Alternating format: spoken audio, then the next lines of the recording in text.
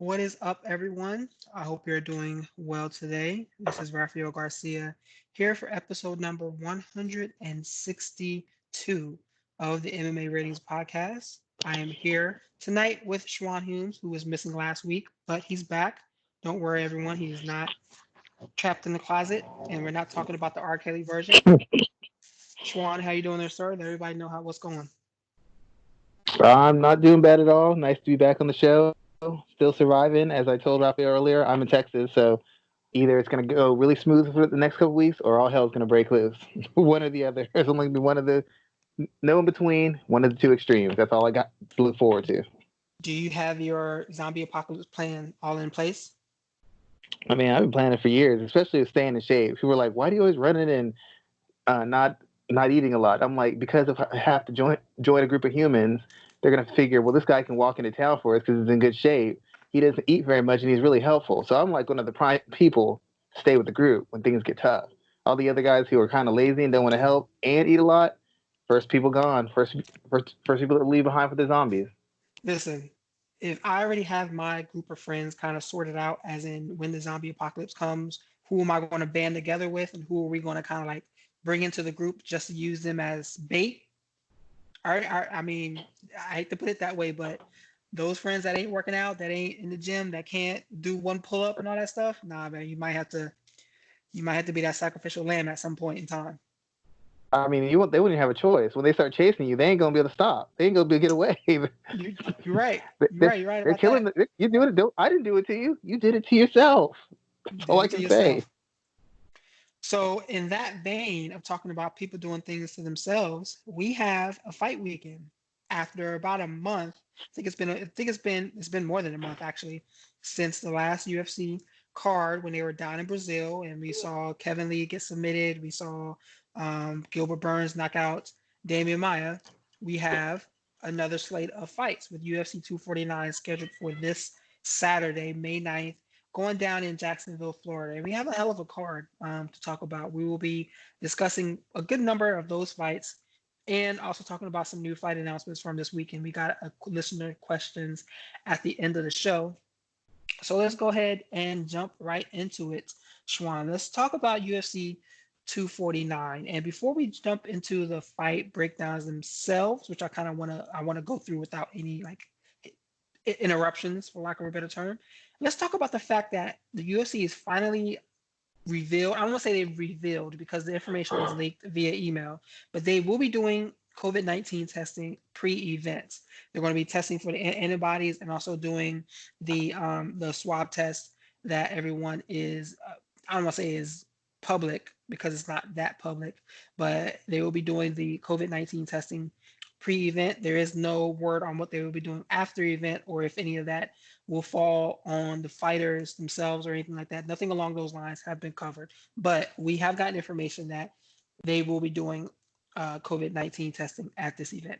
So let's start there, Schwan. What are your thoughts about that? Is that enough to get some of the negative media attention off of them? Is that enough for people to say, okay, we see that you're trying to take some steps, or is it still not enough for the current situation that we're in? Well, the biggest thing about it for me is like it's good, so it's gonna get a lot of good pub from this point. But some people would ask, why didn't I mean y'all are a multi-billion-dollar company? Why didn't y'all just do this ahead of time? Like do this for everybody ahead of time so you could kind of schedule flights responsibly, so you could actually say, we've tested this guy. This guy is clear. That's why this guy is getting scheduled. So that when people are saying we have concerns about this fight, the paperwork says all the people are healthy and capable of fighting.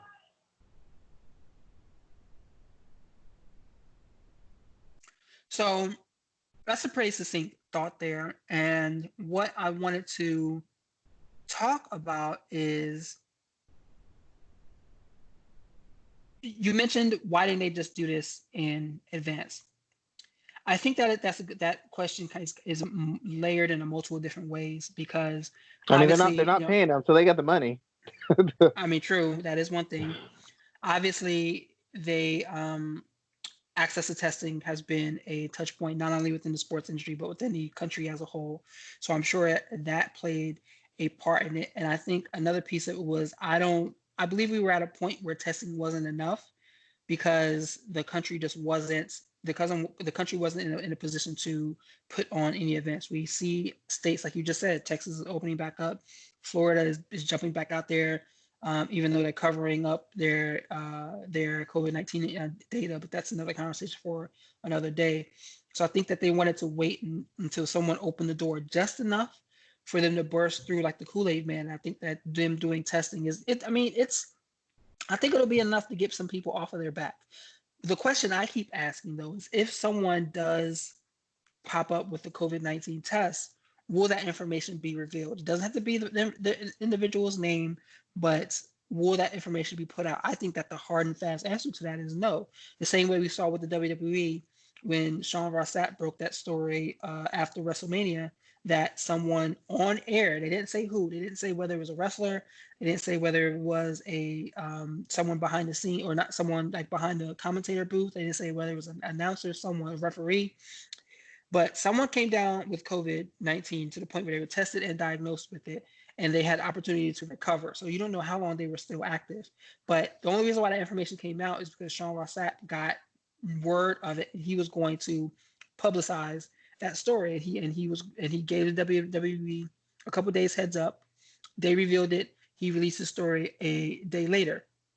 If that was to happen within the UFC, I do not think that news would get out in any way, shape, or form, because we know that they don't. Not only do they not want that black eye, but they don't want people saying that they told you so. Because this is an industry where if one fighter had it, there's no telling how much it would be spread within that card, within that gym, within that area where that gym is being held. There's just too many questions around that, and I don't think that we'll find out if one of these tests do come back negative. Well, my other concern is that other teams. I mean, I don't know about NFL because they're not in season, but in fighting sports, you're never out of season. The NBA was in season. They've had whole teams tested. They found out people had it. They've had people on quarantine. They've had people found out people were negative. And I know the Dana White's thing is the UFC is going to compete with these sports. We're one of the big sports, but in a one area where you could prove that you're one of the big sports because fighting's all season long, why haven't you already taken steps initially? Like I said, it's good that they're doing it now, but had they done it before, he'd have so much more legitimacy. Well, I'm making this fight. Justin Gaethje, such and such, are everybody on this card is COVID free. Now, you can't control the environment. They're interacting with other people, and you can't maybe test everybody in the building, I guess, per se. But you could at least say the fighters on this card are 100% COVID-19 free, and that would get some of the heat off you. I mean, then again, some people will probably spin it and say, well, now you're exposing them to other people. But the fact of the matter is, they could have already done that. For some reason, they're choosing not to. Maybe it's expensive at all. Maybe they feel, maybe at some point Dana White, as he usually thinks, he can just bully his way through everything, and he won't ever have to deal with consequences or answer questions. But it just seems very lazy on their part to not have already taken some steps to assure the safety, or at least the safety of the active participants or their active employees, instead of just sitting there and being like, well, we're going to do this right at this point. Well, you could have done this before.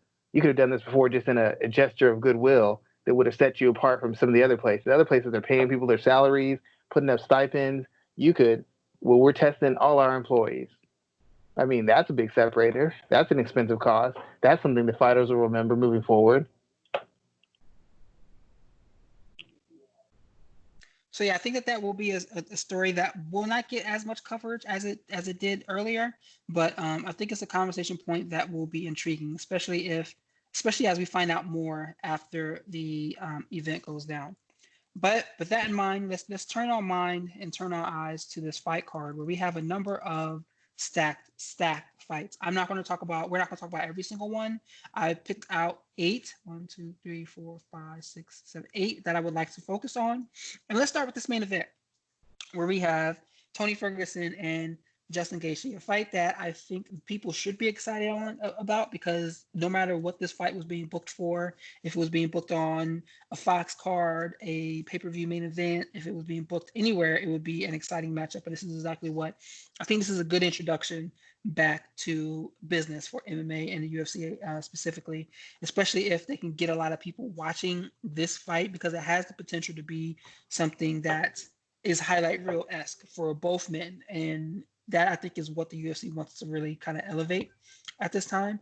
On one side, we have Tony Ferguson, who is riding a, let's see how long his win streak is. He's riding a monumental win streak against a former World Series of Fighting champion, but he has not lost. Tony Ferguson has not lost since 2012. So 8 years where he lost to Michael Johnson. And Justin Gaethje is riding a 3-fight win streak with wins over James Vick, Edson Barbosa, and Donald Cerrone. So let's talk about this fight here, Schwan. Ferguson is coming in as the favorite, Justin Gaethje as the underdog, which is pretty much understandable. What are your thoughts about this fight from a matchup standpoint, and how do you see things going down? I just think it's in all actuality, it's really a bad matchup for Tony Ferguson. As good as he is, a lot of his fighting style, and I said this before, I said this when Stephen Wright was on the show, said this on multiple shows. Tony Ferguson doesn't come like you attack a man's strengths, weaknesses to beat him. You attack his strengths to break him. Tony Ferguson insists on attacking his opponent's strengths at every corner. He doesn't ever try to take the easy way out. He tries to meet them head on, show you that I can either beat you there or you don't have a huge advantage there. And then he goes into showcasing the full array of his skills or exploiting holes in your game. But before he exploits holes in your game, he's got to show that if I fight your game, either I can beat you at it or that we're dead even. And in doing so, he always puts himself at risk of being finished. Against Anthony Pettis, he got dropped. Against Donald Cerrone, for the first round and a quarter, it was real competitive. Against Kevin Lee, he was getting touched up. Just in multiple fights, you see him getting knocked around, banged around, kicked around, punched around, all because he's choosing to engage in a fight that he has the skills to totally avoid. When he fought Lando Venata, he didn't use his jab. He didn't use his lance. He just came in there swinging, pressuring him. And he just got eaten up. He almost got knocked out. Then as soon as he put his jab on him and started mixing in the skills, it was an easy fight. Why you wouldn't do that from the go is beyond me. But in trying these waters with Justin Gaethje, it's just a very difficult thing to do. Gaethje's a world-class finisher. Gaethje's got world-class power. He's one of the better athletes in the division, and he's a guy who looks for and is just as willing to accept punishment as Tony Ferguson is. So for one time in his life, Tony Ferguson is going to just be able to put somebody through the blender, and that guy's going to slowly back away. That guy's going to start looking for rest spots. Gaethje's going to punch back. Gaethje's going to swing back. Gaethje's going to push back. And I don't know that Tony Ferguson is prepared for a guy who's just as willing as him to receive and distribute punishment. Most guys will dish it out, but they can't really take it. Gaethje's a guy who's fully capable of taking it. And stylistically, Gaethje attacks the legs. Gaethje likes to punish the bodies. Most guys haven't gone to the body on Tony. Most guys don't kick the leg on Tony. They're not dedicated leg kickers. Gaethje is one. And Tony's very hittable. And even with Tony at his best, he's a volume guy, a beat you up guy, a physical guy, and that plays right into Gaethje's wheelhouse. So from a technical perspective, there's outside of a pure grappling advantage that Ferguson has, he doesn't really have a lot of ways to get it and keep it on the ground and on the feet. Even if he is, even though he might have a little bit broader tool set or toolkit, the fact of the matter is he might have 15 tools. Justin Gaethje's one basically eliminates all of those. So a lot of things have to go right for him to beat Justin Gaethje. And based off what I've seen from them in their last 4 or 5 fights, it's hard to pick Tony Ferguson in this, given his fighting style and the mistakes he makes in how he prepares and the mistakes he makes in regards to how we fight. So what I'm seeing mostly in reference to this is that people are looking at this fight in one of two ways. If it ends quickly, they see it going for Justin. If it gets into the championship rounds, they see it going for Ferguson. Is that a school of thought you can subscribe to, and why? Well, I mean, in theory, you want to say that it is because in the fights Gaethje's looked the best in, and the fights he's lost, he lost to Alvarez. That went a very long time. I think he lost it late in the 3rd round. When he fought Dustin Poirier, I want to say he lost late in the 4th round. So against elite guys or UFC level type guys, the further the fight has gone, the more punishment he's taken. It's been the only fights he's lost. Against Cowboy, short fight 1. Vic, short fight 1. Barboza, short fight 1. Johnson, that was like, what, 2nd round knockout, fight 1. When the fight goes past a certain point, his style can be a matter of diminishing returns because even though he's a better defensive fighter than most people take credit for, the fact is when you put that much pressure and you depend on physicality and you're that much of a finisher, you're going to take an inordinate amount of punishment. So the question is, can he maintain that pace? Can he maintain that explosiveness? Can he maintain that aggression at the intensity in round three, round four, round five? And so far, he hasn't been able to. Not enough to win. So logically speaking, you could take that approach. You could say, well, if the fight goes on later, it's Tony's best chance. But the fact of the matter is, I don't know. I don't know that Tony. I don't know that if he can match Tony's pace, I don't know that Tony doesn't slow down late because Tony's been fighting guys whose thing is to avoid his rushes, to kind of fight him in spots. He hasn't faced a guy who's willing to really bite down in exchange and has the physical tools to kind of take what he has to offer. Tony Ferguson isn't a big hitter. He's not a big hitter. He's not freakishly strong. He's not a super dynamic athlete. It's just most guys aren't willing to bite down and stay in front of him. Mentally, they break. Physically, they tire. And they can't do enough damage in and of themselves to hurt him enough to turn the tide. Justin Gaethje is perfectly capable of knocking him out with any shot. Donald Cerrone's not a KO striker. That's a myth. Who else is Tony Ferguson beat? Lando Venata isn't a knockout striker. Anthony Pettis is, to a degree. But I think if Justin Gaethje would have got Tony Ferguson in the spots that Anthony Pettis did, Justin Gaethje finishes him. So I think that's the correct logic based on their records. One guy has won multiple decisions. One guy has been able to fight at pace for 5 rounds. But the only difference is the caliber of athlete he's fighting and the type of athlete he's fighting. He hasn't faced a guy in a Justin Gaethje sort of vein as far as the volume, as far as the athleticism, as far as the physicality and the aggression. He hasn't faced a guy who's looking for exchanges. He's fought guys who are willing to accept them, but he hasn't fought somebody who's actually looking for contact, and that's a big difference in the fight. What's interesting that you say that is looking at his record, you see guys who, and talking about Tony, who kind of fit some of those pieces, but not all of them. Like you say, KO fighter who's looking for exchanges, Edson Barbosa, but Edson doesn't deal with the same type of pressure that Tony brings in that same type of fashion. Josh Thompson was a volume striker. Barbosa just can't take it. Yeah, you're right. That's what I'm saying. He can't deal with that same type of pressure. Josh Thompson, he's a volume striker, but at that point in his career, this is 2015. That's not the same Josh Thompson that was tearing things up in Strikeforce. I mean, Abel Trujillo was a big puncher. Same thing with Pettis and Cerrone. They weren't who they were. They weren't who they were 2 or 3 years ago. The only person you could think of who may have been like a big time knockout artist, Yves Edwards, but in 2011, Yves wasn't that guy that was highlight reeling anybody anymore. So yeah, I can agree with you that he's not at that. He hasn't fought anyone that's at that point where they're like still a threat. It's like Floyd Mayweather fighting Miguel Cotto when he fought him. Miguel Cotto was dangerous, but he wasn't as much of a threat as he was years before. It's like, and I'm sure you've heard some of this on Twitter or you've seen articles. Tony's beaten a lot of really good guys, but he's beaten guys who were great a year or 2 or 3 years before he fought them. He hasn't really fought anybody anywhere near as far as when they were on an upswing.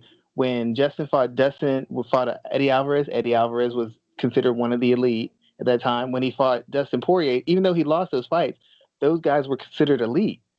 I don't know who you would consider elite in Tony's last 5 to 7 fights. I mean, if you look at it evenly, I would say that most of Tony's opposition isn't much better than what Justin Gaethje fought in the World Series of Fighting and in the UFC. In fact, in the UFC, I'd probably say Justin Gaethje's fought the better competition.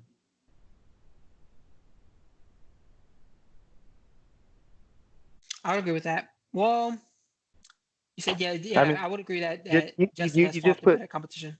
Yeah, I think they both fought Edson Barboza, but Justin beat him faster. They both fought Donald Cerrone, but Justin beat him faster. Justin fought Dustin Poirier, Eddie Alvarez, 2 former champions. So Ferguson hasn't fought anybody in that caliber. The best person he's fought, as far as at their prime and athleticism, probably would have been Kevin Lee right now. Maybe Anthony Pettis. What's interesting is their only mutual fight is Michael Johnson, who knocked out Ferguson, and Justin Gaethje finished him, but he was also hurt by him too multiple times. Yeah, once again, Michael Johnson probably would have been at the time he fought him would have been the best athlete that Ferguson faced. And in my opinion, Ferguson hasn't shown any more ability to deal with speed and explosiveness than he did before. He just hasn't fought a lot of very fast and explosive guys since that point. I mean, if you look through his record, all the explosive guys can get to him, all the dynamic guys can get to him. The question is, he breaks him down with that volume, that physicality. I don't know if he's going to break Justin Gaethje down. I don't know if he's going to be able to get to the spots necessary. Like, he can attack the body, but while he's attacking the body, Justin's attacking the body. I don't know if his boxing is well good enough. I don't know if he's defensively sound enough. Now, he has a skill set, but when I think about it, is he going to be able to take Justin down repeatedly and submit him? I don't know. I've never really seen that from Tony. I've seen Tony get taken down more than I've seen him take guys down. If he's going to be in the clinch, well, Gaethje wants to fight in the clinch. He's going to kick him. Gaethje wants to kick. He wants to get in wild exchanges. Well, Gaethje wants to get in wild exchanges.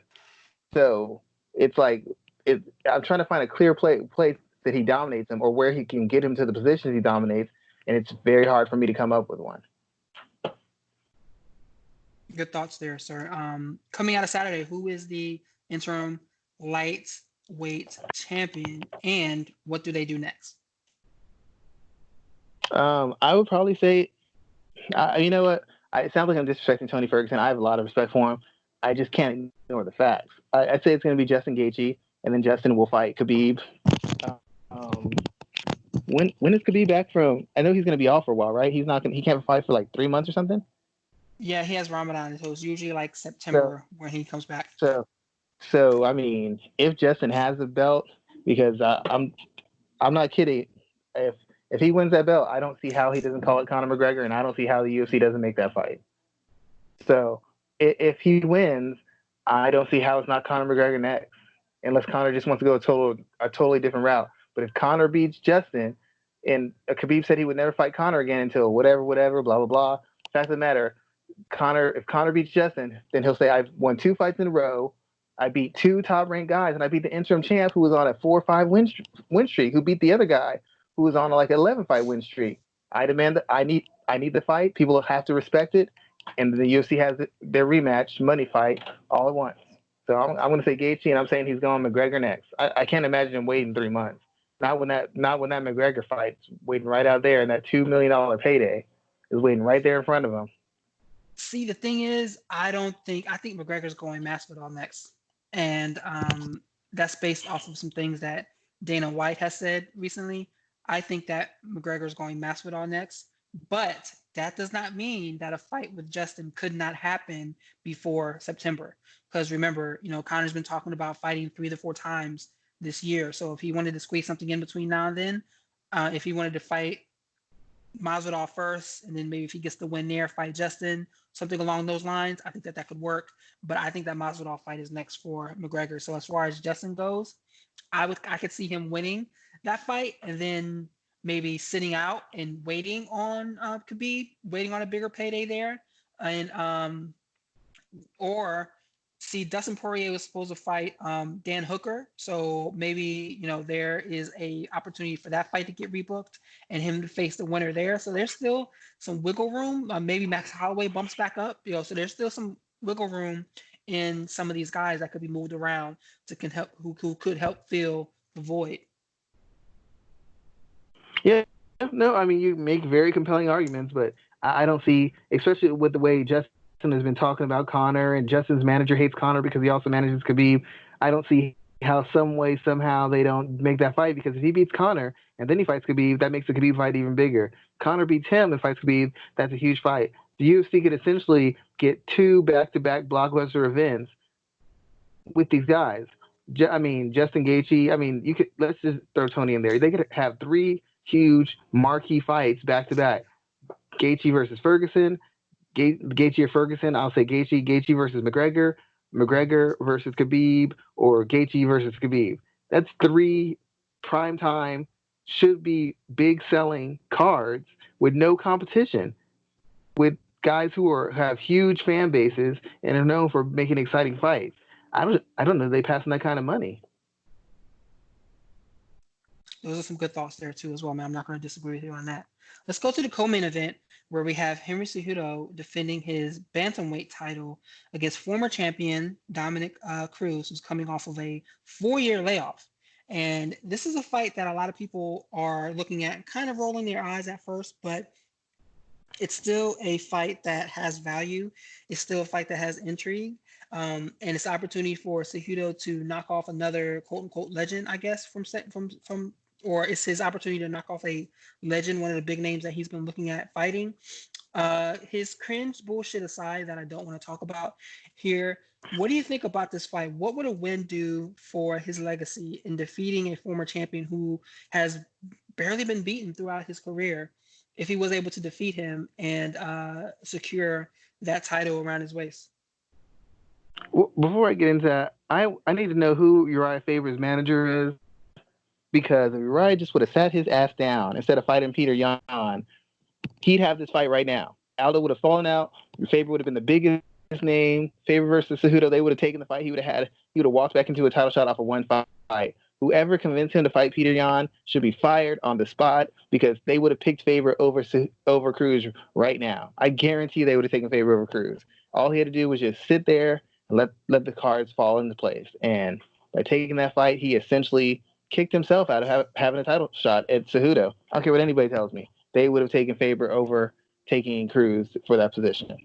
Back to the actual matchup, I'm actually very interested in this. I don't really know what to expect from this fight, because you've seen so little of Dominic Cruz, and the last time we saw him, he was getting beat up by Cody Garbrandt. So it's like you really wonder, what version of Dominic Cruz are you going to see? Are you going to see, I mean, is he still capable of doing the move and the slipping and the dipping and the ducking and the jumping at 4 or 5 hard rounds? I mean, he's not what he used to be physically. He's declining. He's older. And even though he's been training, he hasn't been in with live bullets in years. I mean, he's still got one of the sharpest minds in mixed martial arts, but he's facing a guy who is more durable, who's one of the most durable guys in 2 weight divisions, probably no worse than the third or fourth best athlete in each division, who's also super physically strong, hits really hard, can set and maintain a high pace, and is one of the best wrestlers in the world. So when you look at it from an athletic point of view, it's very hard to figure how Cruz is going to win this fight, because it's going to require things of him that we haven't really seen, except maybe on an occasion to. Cruz hasn't never been known as a big hitter. He's never been known as a really dynamic athlete. He's never been known as a guy who's really particularly durable. In my opinion, I don't know that Cruz is really standout durable. He doesn't get hit enough to really test his durability. And having all these constant injuries and lack of activity doesn't help you build up your durability. Mentally, you might have, but physically, I don't know that he does.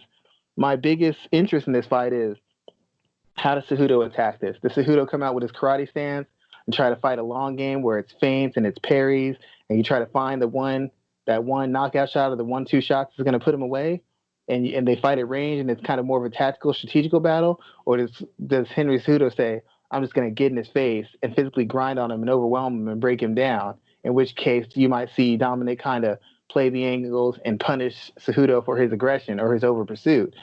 That's where I think the real meat and bones of the fight, meat and potatoes of the fight is.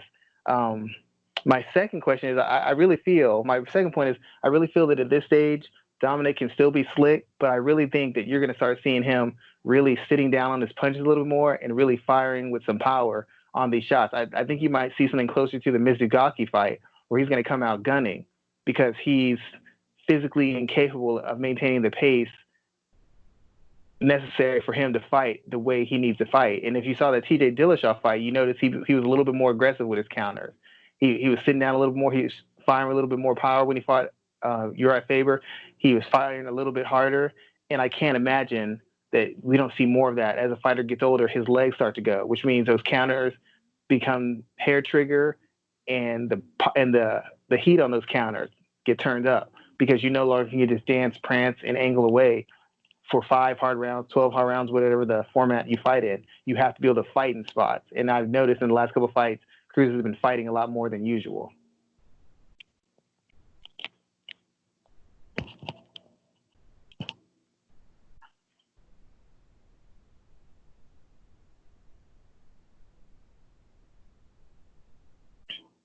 It just took me way too long to get off of mute. That was ridiculous.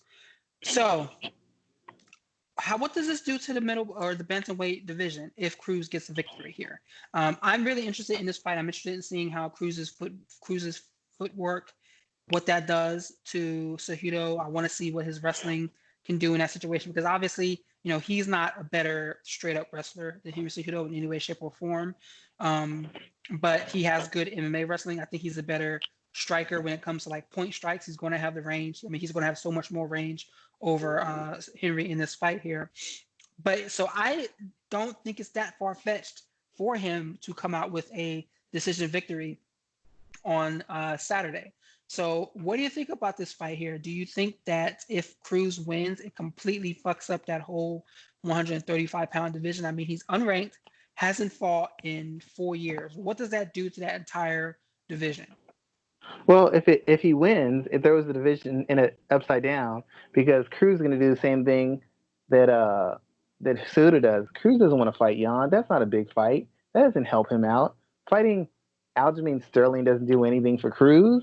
Fighting whoever else, fighting Jose Aldo is a fight that sells, is a fight that has some sex appeal, is a fight that gets the hardcore fans excited and might expand his brand. But fighting these other guys doesn't do anything for him. It doesn't do anything at all. He doesn't want to fight these guys. He could have fought them before. He's only taking the fight because it's a title fight. And he wasn't going to take anything else. There's no point in it. It does great things for these other guys. It does nothing for Cruz. So Cruz wins this fight. I fully expect him to either. I just expect him to try to fight Jose Aldo, to be quite honest, or wait for TJ Dillashaw to come back and fight Dillashaw when Dillashaw comes back. Have Dillashaw have him fight Dillashaw for the title again. That's the only thing I can think of. There's only 2 fights that have any sort of storyline and selling point. Fighting these other guys is great for them, great for their careers. It does nothing for Cruz. And let me tell you, if Cruz somehow manages to beat Henry Cejudo, Cruz will officially be a top 3 of all time MMA fighter. I don't care what people tell me about. He took time off. So he told me he took years off, rolled off the couch, knocked out Mizugaki, who was a top 7 ranked bantamweight, took years off, came back, beat TJ Dillashaw, who was, as far as the UFC is considered, at worst, the second best bantamweight of all time in the UFC's history, and then took years off, and he comes back and then beats the second best flyweight of history and a dominant bantamweight champion. Like, just those wins alone would kill 90% of fighters' careers. If he beats Cejudo, Dillashaw, the wins over Faber and Benavidez, those 4 names essentially are better than 90% of the fighters' whole careers. He beats Cejudo, and he does so dominantly. I don't care if it's by decision. I don't care if it's a bad decision. I don't care if it's by knockout. If he beats Cejudo, he is officially a top 3 of all time fighter. You can't tell me Demetrius Johnson, because I know Demetrius didn't really lose to Cejudo, so they tell me. The fact is, the record book says he lost. Dominic already beat him. He beat all the biggest names in his division, and then he goes to another organization and beats all them. If he does this, it's going to be one of the biggest upsets in history, and he will be one of the best fighters of all time, maybe just behind Georges St. Pierre. I don't know who else you could even compare him to. Who else has done such a feat? All time? I mean, I'm not going to... He beat a double champ. I mean, he come out of the vacation to beat a double champ right off the bat. First fight in. He beat a double champ that... I mean, I have questions around Henry Cejudo to begin with. I mean, has he defended a title yet? He defended one title one time against a guy who was depleted himself to get down to 125. That's not his fault. He took the fight. That ain't his fault. It's not his fault. It's not his fault. TJ told me he was fine. TJ told me he was fine. I know people who tweeted at him, and he said, "I'm fine. I ain't making no excuses." So he said it. That's what that man said. Henry Cejudo's legacy is in question already with me because the Demetrius Johnson fight should have been ran back. And okay, you can put Dominic Cruz over him and DJ, especially because he has that dominant win over Johnson. So okay, but I don't think you can put Dominic Cruz, if he wins this, I don't think you can put him above the likes of a GSP, of a John Jones, I would put Amanda Nunes before him. I can't do that. He's fought better competition than Nunes. He's fought better competition than John Jones. John Jones has fought 3 really good guys. You're crazy. Yeah. You got to remember. Faber, Benitez, Tina Dillashaw are better than 90% of John Jones' You're out of opposition. your mind. Faber is an all-time great. Faber is an You're all-time out of your great, a mind. four-time champion. Okay, Joe Faber, Benavidez, Faber, Faber, without a doubt. Faber, without a doubt, is an all-time great. Joseph Benavidez is not an all-time great. he's because he hasn't won a title. His resume says he's an all-time great. He's beaten everybody except the champion.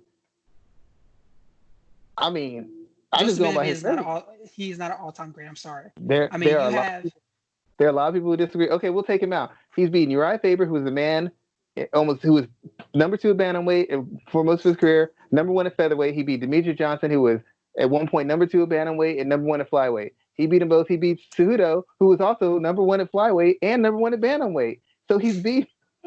I don't know how to spin it. I I don't mean, know. if you okay, so let's look at uh Cruz's probably best wins. He has Faber. Mhm. You can include he beat Faber twice. You can include TJ in that if you would like, and Demetrius Johnson. You said Joseph That's pretty big. Benavidez. He beat Those Joseph Benavidez 4 times. Those are his biggest wins, probably. he beat the three Hall of Famers right there. 3 first ballot Hall of Famers. One guy who's a Two. top 5 fighter of all time. He beat 2 first ballot Hall of Famers in Faber and DJ. So I if would you think want to people would compare put that, Dillashaw there. if you want to compare that to, let's just say John Jones for now, since I have his record up, I think that John Jones' wins over Daniel Cormier are more valuable. His wins over Vitor are more valuable.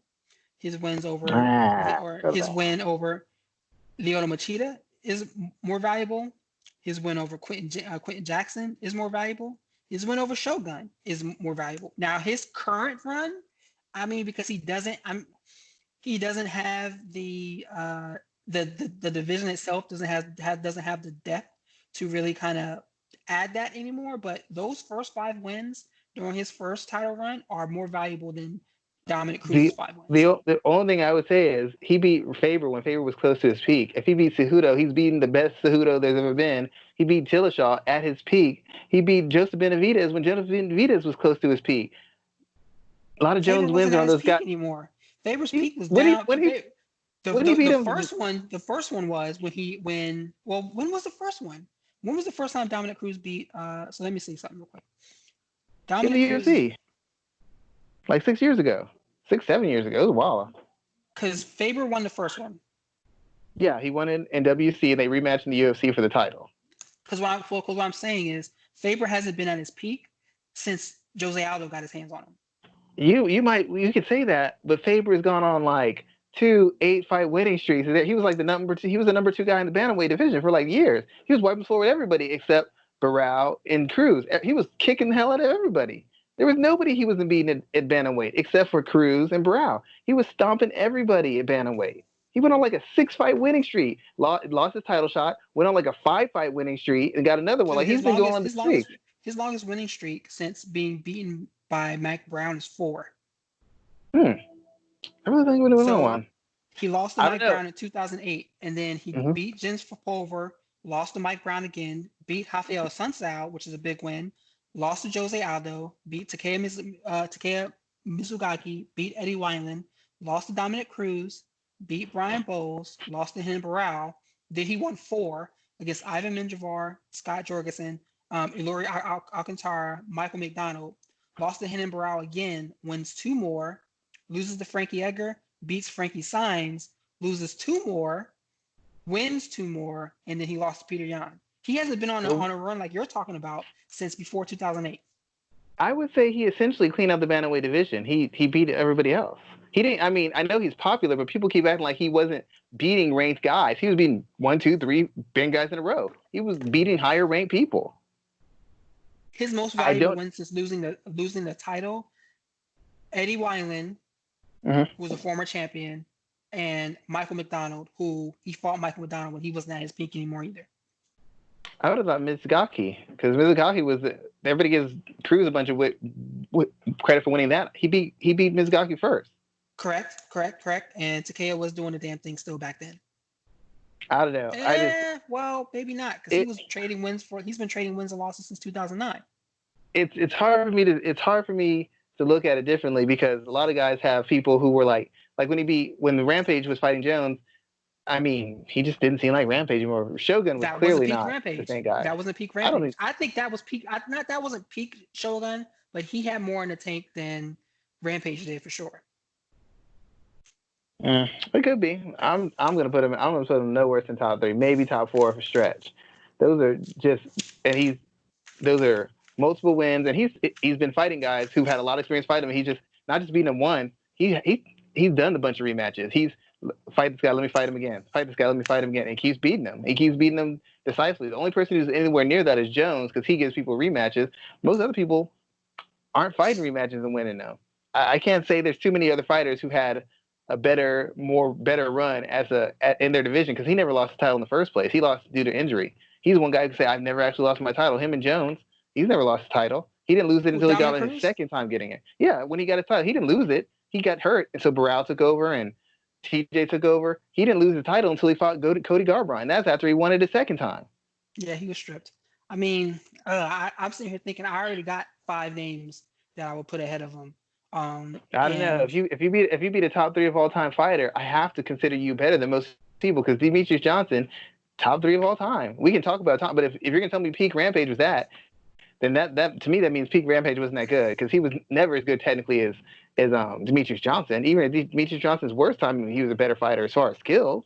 You would say Demetrius Johnson is my top number 2 all like right now, but you would say he's top 3 of your all-time fight rankings. Yeah, Demetrius Johnson, yeah, top 3 fighter. Okay, all right. Well, but okay. I mean, you rank him higher, but he lost to Dominic Cruz. Cruz beat him. You're right. But there's so many other guys I would put ahead of Cruz. Conor McGregor, GSP.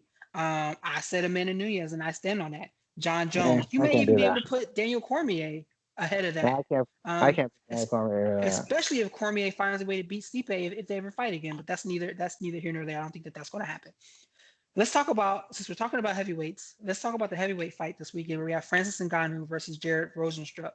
Now, this is going to be, in my opinion, I'm hoping this fight doesn't turn out like the Ngannou versus Derek Lewis fight where you have 2 big, heavy hitters standing and staring at each other because they're afraid to pull the trigger. I feel like this fight isn't going to go that way because Rosenstruck is one that will take more risk and push the action more a little bit. But I'm interested in seeing what Ngannou's stamina looks like in this fight. Schwan, what are you looking for when these 2 heavyweights pair up on Saturday? I'm really interested to see how Ngannou approaches a guy who he should have a better skill set than. This guy is still essentially just a kickboxer who's learning MMA skills. It'd be a nice time to see if Ngannou had developed some sort of wrestling ability or grappling ability in his fight. Not so that he turns purely into a wrestler or grappler, but just mixing it in enough to create opening lines for him to get his strikes off. Because against this guy is a more seasoned striker. He's better technically, and unlike Overeem, he's fairly durable.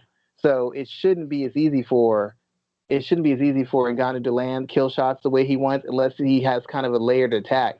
And he's never had a layer of attack in how he's fought. He's never been forced to. Guys kind of chase after him, he counters them. Guys press him, try to get takedowns, he defends. He counters him. He hasn't faced a guy who's really capable of matching him on the feet and really kind of maybe testing some of the limitations of his game. Ngannou looks very good because he's powerful, he's very athletic, and he plays a counter game. You lead, he makes you pay for it. And most guys in MMA aren't good enough to lead. His opponent has enough skills where I think he could eke out a decision. The question is, does he have the discipline? And has he developed enough of his all-round game to keep himself out of the spots that Ngannou is going to want to get him to either rest or to win rounds, off a cheap takedown or off of control? So I expect Ngannou to win this fight. He's close to a title shot. He's the more experienced MMA fighter. I would probably say at this point he's still the bigger, better, stronger athlete. If he can just mix in, some reactive takedowns, maybe trip takedowns, and work on some control up against the fence, he should be able to find a knockout, or if worse, win by fairly dominant decision. So let me ask this, based off of what I just said about Stipe Miocic probably not fighting anytime soon. He said that he is focusing on his primary job as a fireman, I believe, or is he a first responder? One of the 2. but he basically is he's out there battling dangerous situations on a daily basis, and fighting is like a second job to him right now.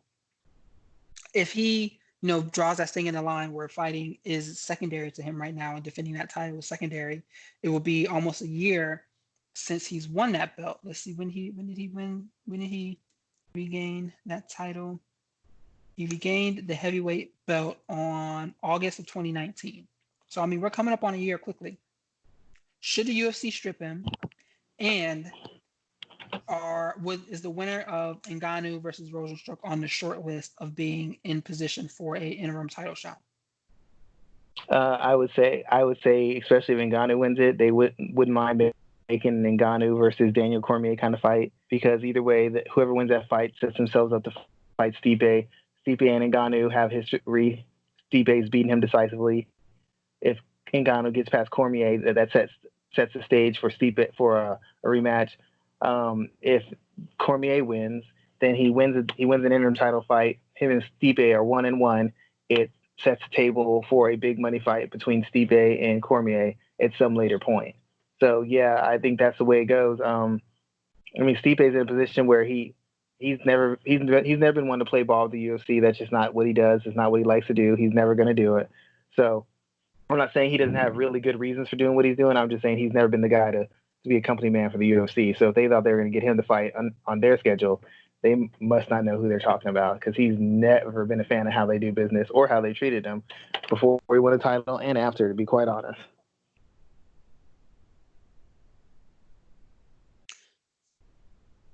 How depleted is the heavyweight division right now?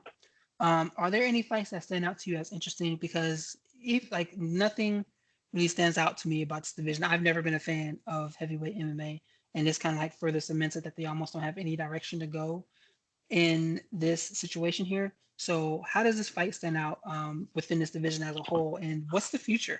Where's the future of heavyweight? As heavyweight has the same problem light heavyweight has. It's so thin that you don't get a chance to really find your legs. You win a fight or two, and then you get thrown in the deep end. You get thrown in the deep end, and you have to prove that you can hang. And if you lose, you get knocked all the way back to the end of the line. Let's not forget, Overeem almost had this guy beat. I mean, he pulled it out, but essentially Overeem almost had this guy beat. And if he would have lost Overeem, he'd be out of the picture. But because heavyweight is so thin, you beat one guy, they have no choice but to move you up to the next guy. He might win two fights. He might win 2 or 3 fights and be in a title fight.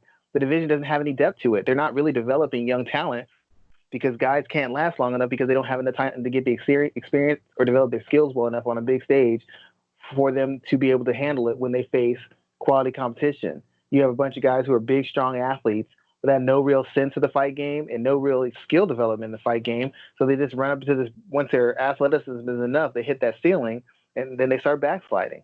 And they just haven't been able to find enough live bodies to do it, because the money for heavyweight fighters or heavyweight athletes is in other sports, basketball, football, even boxing, but in MMA, it's just not there. And the fact that we've got guys who are, I mean, how many guys do we have under 25 fighting in heavyweight? I don't know, not many. We got a lot of guys in their mid-30s, late 30s, guys who really aren't going to be at their athletic peak for more than another 2 or 3 years at most. And that's the guys we have as names, So they haven't done a very good job filling it. I don't know that it's ever going to get to the point where it's going to be a lot of quality fighters, just because the pool is so much smaller, because guys that size with any athleticism are playing sports that pay them 4, 5, 6, 7, 8, 9, 10, 11 times more than what the UFC is paying them paying them millions of dollars to not get punched in the face.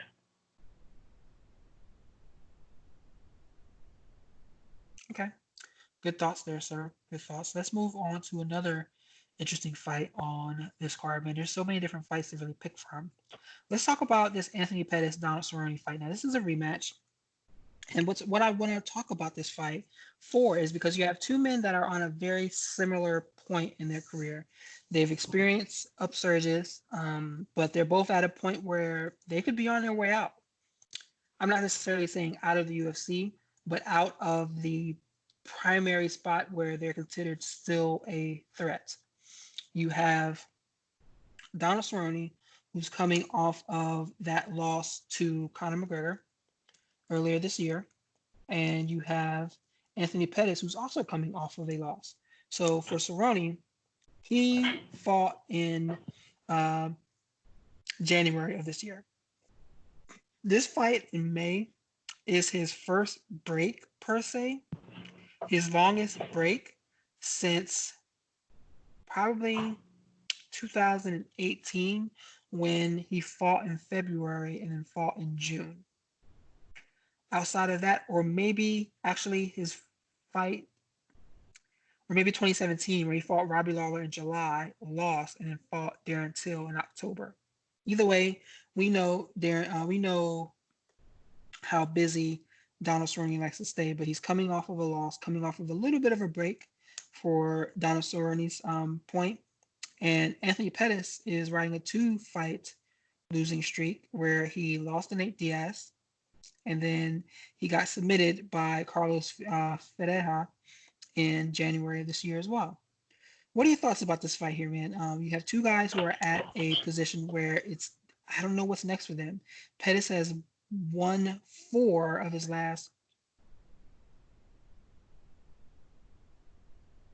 12. He's 8-4. Excuse me, 4-8 over his last 12, while Cerrone is 7. He's lost 7, and he's won 4 of his last 11. So he's won 4 in his last 11 and lost the other 7. What about this fight here, man? Like, these two guys are are in two very similar positions. First, let's talk about the fight itself, and let's talk about what's next for both men. Break down what you think, how this fight is going to go. This is a rematch of when they fought back in. When did they fight? They fought back in 2013, so 7 years ago, where Anthony Pettis blew him away by a body kick in the first round. So, what are your thoughts about this fight, Schwan? It's kind of sad. It's good because it's a fight. I mean, both guys have a good chance of winning. Neither guy's what they used to be. Anthony Pettis isn't the athlete he used to be. Cerrone just isn't physically as durable as he used to be anymore. I think his skill set is better. I think obviously he's got that world-class experience, but he just can't take shots the way he used to, and he can't recover from shots the way he used to. So it kind of puts it on an even playing field. But I mean, Cerrone's got the better skill set. He's got better hands than Pettis. He's got better wrestling than Pettis. Step for step, he's a better grappler. Pettis is just a better finisher as a striker, more dynamic striker, more dynamic grappler, but he's not technically better than him. I don't even know that he's got even a higher fight IQ than Donald Cerrone. The thing that Pettis does have, though, is he still has dynamic power. He still has, at least in the top half level of the division, athleticism, and he still hits very hard, and he still takes a wonderful shot. So physically, he doesn't have to walk a tightrope back the same way Donald Cerrone does. Donald Cerrone's been beat up really bad in the last couple of fights. He's been finished decisively by guys who can hit big, and you can't really manage it once you lose your durability. The only thing you can do is fight technically clean fights that don't put you in positions to be finished. Just on paper, I'd have to say Pettis is the advantage, just based off athleticism, durability, and actual power. Right now, Cowboy doesn't have any of those things, and while I think he has the skill set to force the fight, to take advantage of Pettis in certain spots, he's never been the most slickest guy defensively, and at some point, Pettis is going to land the shots that he wants to land, and when he does, that essentially should turn the fight. It's not out of the realm that Cerrone can't stick a jab on him and keep him at arm's length and chop him to the legs and chop him to the body and essentially outpoint him and out-hustle him. But at some point, Pettis is going to land his power, and I don't know that Cerrone has the ability to take it anymore. And he never had a great chin in the first place. He's never been great with body shots, and Pettis still has the ability to cut anybody in half when he lands a shot on him. So it really is. It's a good fight. It's kind of going to be one of those fights where it's athlete against fighter, and you're going to see who wins out. But not being able to take punishment is a big factor in any fight at a world-class level. And Cerrone can't take punishment like he used to.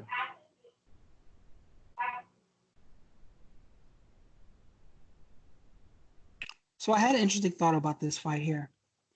Pettis loses, let's say he loses on Saturday. Do you think he ends up in Bellator with his brother?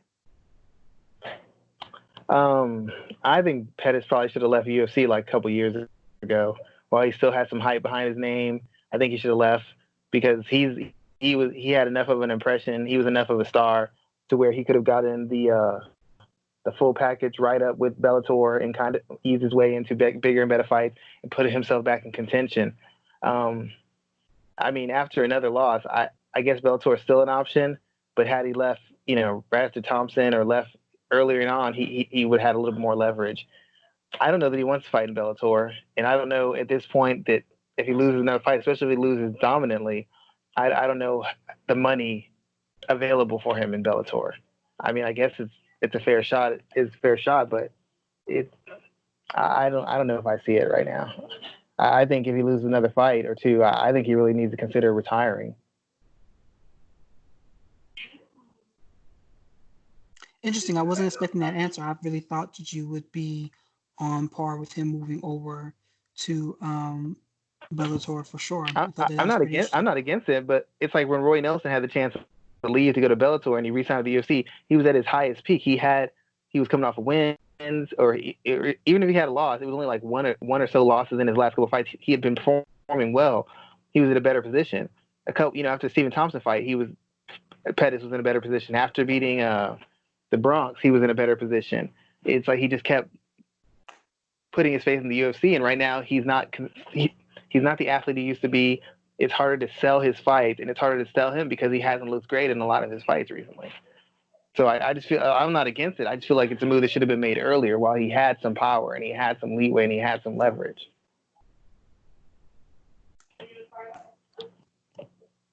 Okay. All right. Interesting thoughts there, sir. Since we're running kind of low on time, let's talk about one other fight I wanted to cover just because it's the only, I think it's the only women's fight on the card, and because it's two ladies that I am a fan of, where we have Carla Esparza fighting Michelle Waterson. Break down this fight for me quickly there, Schwan. They're two of my favorite women's fighters. I think that they're both spectacular, and especially Esparza because she doesn't go away. She lost the title a few years ago to Joanna Jędrzejczyk. I don't ever see her being a contender for it again. Well, I'm not going to say that. She would have to, some things would have to fall into her favor for that to happen. But she does not go away. I mean, she's only lost to Jędrzejczyk since being in UFC. Randa Marcos, which was a split decision. Claudia Gadelia, which was a split decision. And Tatiana Suarez, but that's because Suarez is a beast. What are your thoughts about this fight here, and who do you see coming out on top? Was Waterson or Esparza? I think it should be a good fight because both of them are on the smaller side as far as that weight division. Um, Waterson's a better striker. Waterson's a better athlete, I would think. I think Esparza's fought the better competition. Esparza's got the better overall skill set, and physically, she's probably a little bit stronger, a little bit more durable. I would probably go with Esparza just because I don't think Waterson takes punishment particularly well, and I don't think Waterson can win those grappling exchanges. Just I think she lacks a little bit of the physicality. On the feet, she should be able to have her way with Esparza, but I don't know that Waterson hits hard enough. Nor do I think her defensive footwork is enough for her to stay away from Carla for 3 rounds and just pick her apart. Carla's been able to get her hands on, at least get her hands on, much better striker. She's been able to take down much better, much bigger and better grapplers and much bigger and better hitting fighters. So based on their performances against the better athletes and the better quality fighters, I have to pick Esparza. She's beaten better girls.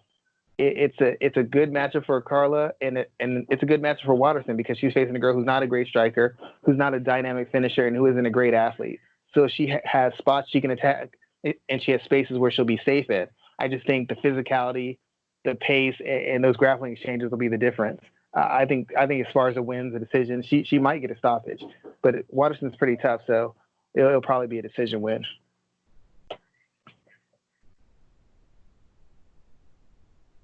Yeah, I can see Esparza doing enough in all positions to kind of get to the point fighting positions that she usually wins. I can see like a heavy volume 3 round fight for her to get the win as well too. What else on this card stands out to you, man? There's a lot. There's a lot here. Bryce Mitchell was fighting. I expect him to say something stupid about COVID-19 if he wins. Fabrizio Verdum, Alexia Onik, Greg Hardy's fighting, German Stevens, Calvin Cater. There's a lot of good things on this fight card for Saturday. What are you looking forward to the most? I'd like to see how Cater does with Stevens. Stevens has become kind of a gatekeeper, guy who's still dangerous because of his punching power in quotations and his athleticism, but a guy who's clearly kind of reached his peak as far as how far he can go and being a real title contender. He's the kind of win that Cater has to get to move to the next echelon where he's actually considered a legitimate title contender or a fringe title contender. And then I'm also interested in seeing. I'm not a big fan of Greg Hardy. I don't like what he did. I'm not a big fan of him. I don't know him, so I can't say I hate him or something like that personally. Just don't agree with what he did. It's interesting to see if he's developed enough where his athleticism can be a factor because even though he's not a very good fighter, given his limited experience and limited skills, he shouldn't be able to go 3 rounds with a quality heavyweight. And he was able to do that. And he was able to have some moments. So I'm interested in Greg Hardy purely from the instance of finding out how far can your athleticism take you when you don't have an extended career resume in combat sports. Because I think a lot of guys who might do football or maybe are coming out of football are watching Greg Hardy to see what kind of success he has. If Greg Hardy goes on a win and wins a fight or two and wins them dominantly, I think more athletes, guys who don't make it to the NFL, might come over because they're going to be like, I'm just as good an athlete as him. Maybe I'm in my prime, and maybe I only play a couple years of pro football, and then I go into it. And they might look at him as a blueprint to follow moving forward, outside of the obvious criminal activity and the disgusting nature of what he's been accused of. Guys might be following him to see if they can do what he did. Okay, is there anything else on this card that stands out to you? Nope, that would be it, sir. So I want to talk about a big fight that is being basically tagged as a main event for May 23rd, so later on this year, where we have Gilbert Burns and Tyron Woodley fighting at 170 pounds. So this is a fight again with two men who are in kind of different positions. Woodley is looking to finally get back to action after losing his title to Kamaru Usman last year, and you have Gilbert Burns who's on a little bit of a streak here. You saw him just stop Damian Maia last month or in March, and he's been on a streak, man. He looks good at 170, and he can fight in a lot of different positions. What do you think about this fight here, and how do you see it going down when these two guys finally get into the cage? I feel like, I really feel like Tyron Woodley has really taken a lot of steps backwards.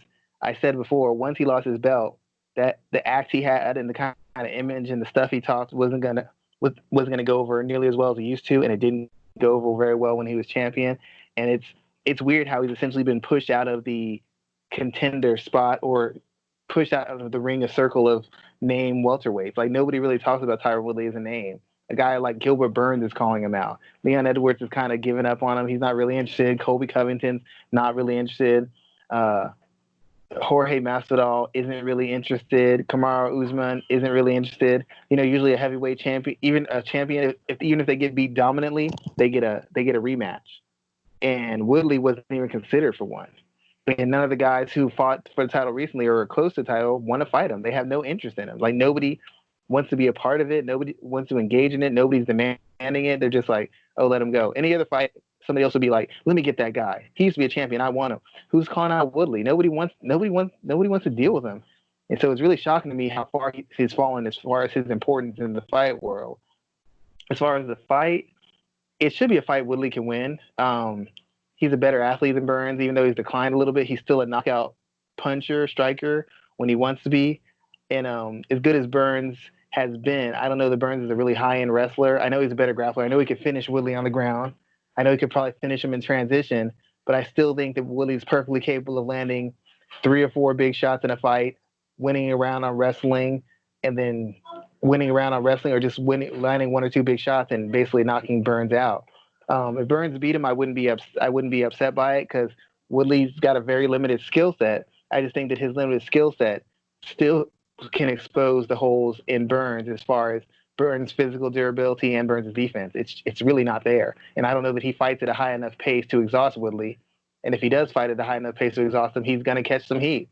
Woodley isn't good for 15, 20 punches around. He's good for like 5 to 7. But those 5 to 7 will change your life.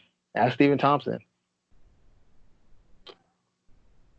I mean, yeah, Steven Thompson definitely knows about that and a couple of others as well too. We got a couple of listener questions I want to jump to. And the first one is, what type of ratings and pay-per-view buys should we expect for this weekend's card? I'm going to simplify that and say we're going to play the over-under game of 500,000 buys. I'm going to say under. I'm going to say more about the 325 number. What about you, Schwan? 325, 350. I can't see 500. I just can't see it. They don't have any draws on this pay-per-view. I mean, Gaethje's not some huge draw. Neither is Ferguson. Neither is Cejudo. Neither is Cruz. So around 350, 350 Ruben Jenner, maybe 375. Yeah, 350, 375 at the best. I can't see anything higher. I mean, even beyond that, we're 30 million people are on unemployment. So, and I think a lot of that is a demographic that caters to this type of sport here. So I think that's also going to impact those numbers. Yeah, I mean, plus it's like, they usually have all these sports that kind of lead up to it and set the table. You have people in that frenzied sports mind. It's the only sport, which is good because you get all the attention, but there's no build up. And let's face it, even the best performers need kind of a build up to kind of spark that interest to get them hyped. And the UFC, as good as a consistent performance it has been, they don't have a headliner. It ain't like they drop in Conor McGregor on us. It ain't like Beyonce at Coachella. This is, I don't know, Sierra. I don't know if we get a sellout with Sierra. Okay. She's good. I like her, but I don't know if we sell out with her.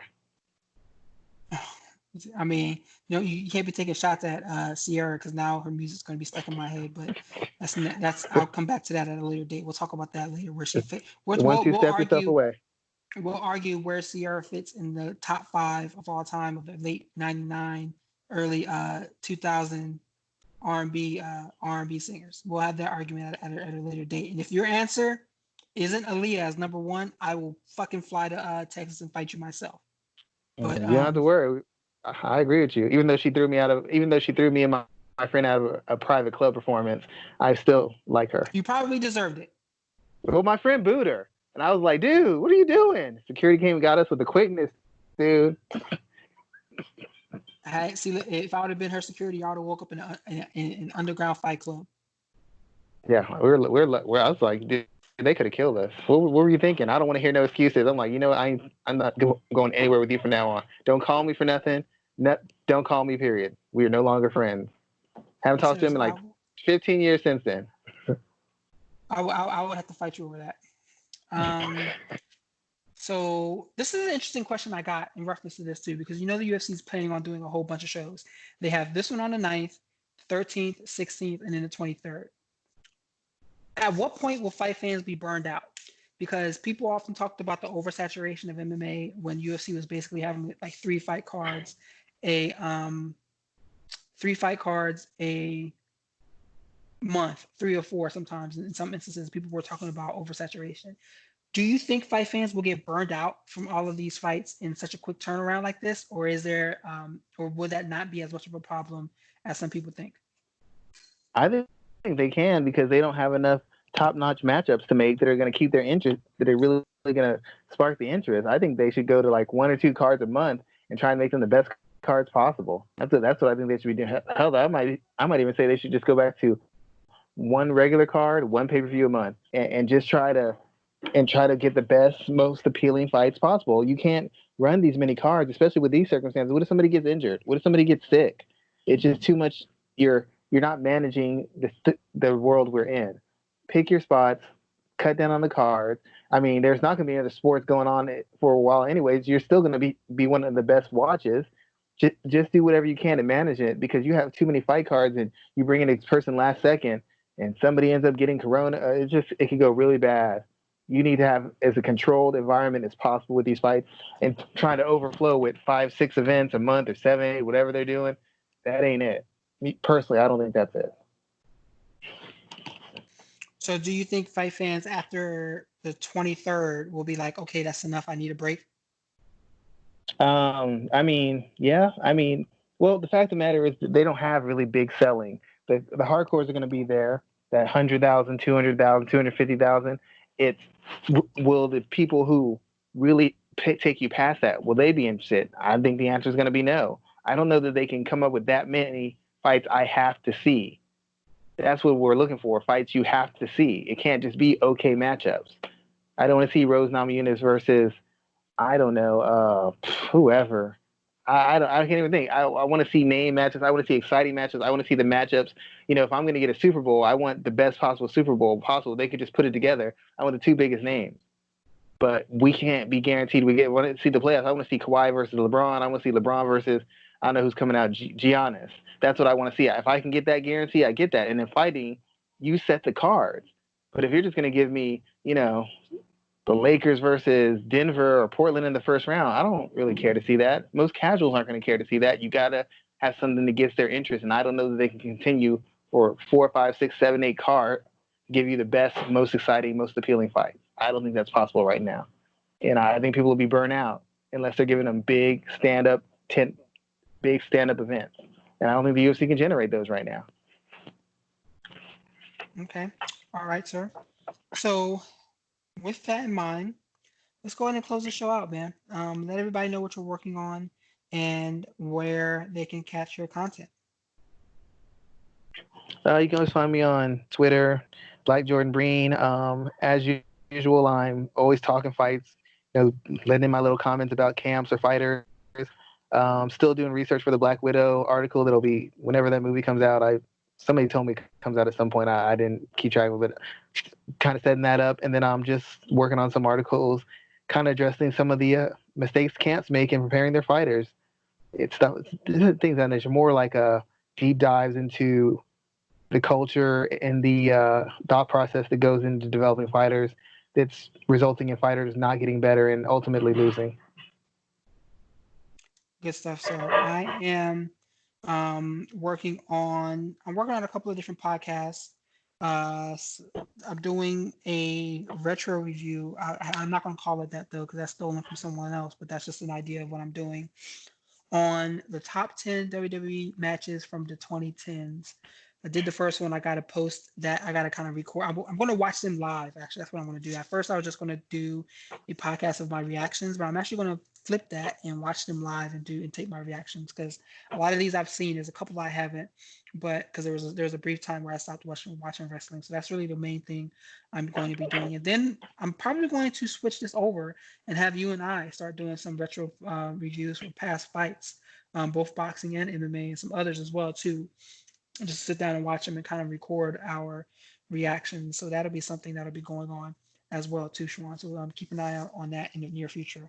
But as always, I'm covering professional wrestling and MMA. You can find me at rgarcia_sports, talking just about everything from combat world, basketball, and politics and NBA, anything in between.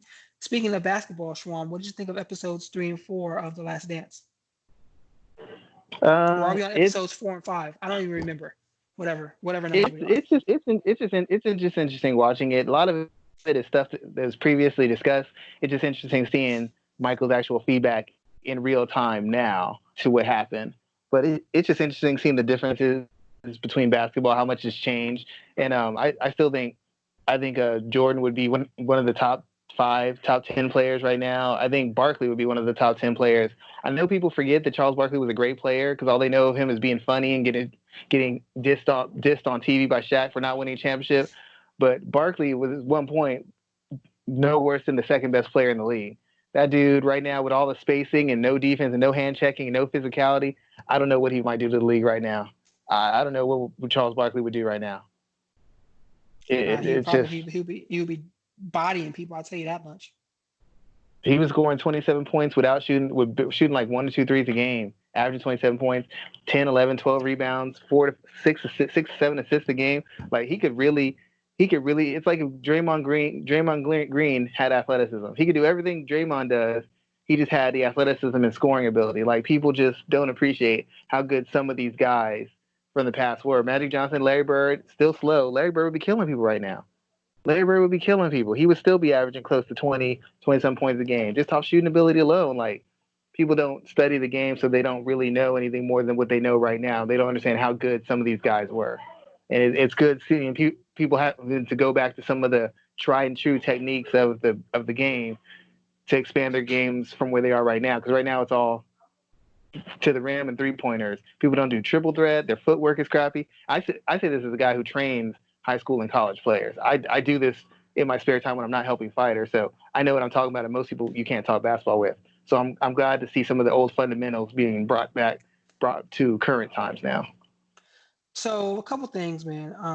One was when it came to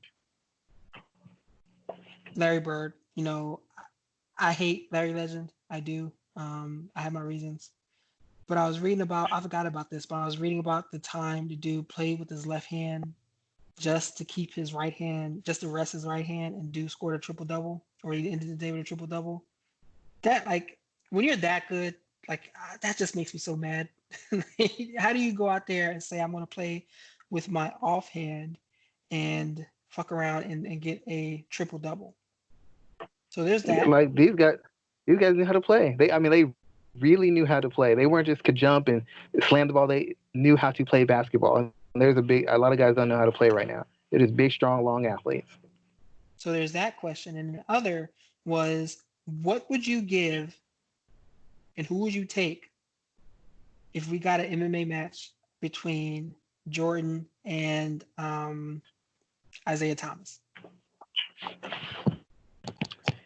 I don't know, man. I think if they ever really dedicate themselves to training, I think they'd both be really good at it. Just because both guys are very obsessive and dominating. You know what I mean? Like Jordan. Like I was watching the thing on Jordan playing baseball. Even though he never became like actually good, the improvement he had from when he started to when he left, it was like unseen. Like actual baseball players were like, dude, like you're not supposed to be able to make this kind of advancement and this kind of focus and this kind of improvement over this brief period of time. But it's just because he was such a worker. Same thing with Isaiah Thomas. They just grind and grind and grind and wore their bodies into the ground. And when you have that kind of mentality, I think both guys. I won't say they would be UFC level, but if I think they actually train, they would be good, and I think it'd be a good fight. I'd probably say Isaiah. I think Isaiah is just a little dirtier. I think he'd get some cheap shots in there, thumb him in the eyes, knock him out, something like that. To pull the John True. Jones, thumb in the eye, can't see, then punish him. But it'd be good. I know it'd probably be very violent. I really think it'd be really violent because I don't think they like each other at all. And they see that much contact in a basketball game. I don't know what they do when you actually punch somebody. You can legitimately punch somebody. I don't know what would happen. That's a good thought there, man. Legitimately punch somebody, I would definitely take that. But okay, we're gonna go ahead and close down. We'll be back here next week. We got fights this weekend to talk about. We got fights next weekend to talk about. So we're going to close out. Thank you for everyone for taking the time to join us. As always, you can go to MMAratings.net. Let us know how excited you are for MMA coming back. Go up there and use our star system to rank the fights. Go over to YouTube, MMA Ratings. You can catch all of our content there, both this podcast and the Let's Talk Wrestling podcast, where I talk about professional wrestling, usually on Thursdays and Fridays. I have a pay-per-view to cover this weekend as well. So you can also catch us on Instagram and Twitter at MMA Ratings Net. And you can catch our podcast on Spotify, Anchor, Apple iTunes, and Google Podcasts as well. So do that and just check out our content. Be sure to like and share and subscribe. We appreciate all the support. But with that in mind, guys, let's go ahead and close down and have a great weekend, everyone. All right, you guys, take it easy.